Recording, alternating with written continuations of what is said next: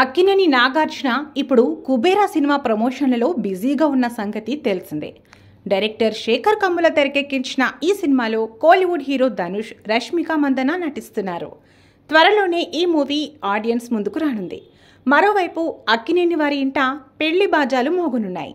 త్వరలోనే నాగార్జున చిన్న కొడుకు అఖిల్ వివాహం జరగనుంది.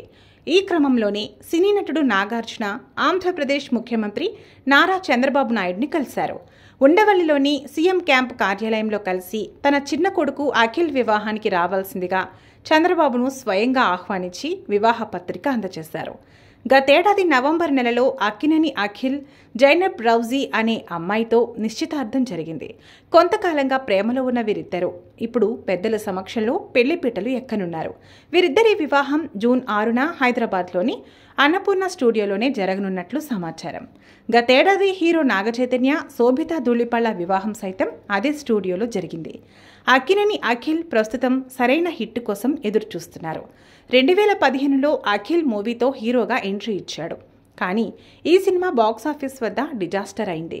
ఆ తర్వాత ఆయన నటించిన hello, mister Majnu, most eligible bachelor, agent సినిమాలు సైతం అంతగా ఆకట్టుకోలేదు. ఇప్పుడు లెనిన్ చిత్రంలో నటిస్తున్నారు అఖిల్. కిషోర్ అబ్బూరు దర్శకత్వం వహిస్తున్న ఈ చిత్రంలో శ్రీలీల కథానాయికగా నటిస్తుంది.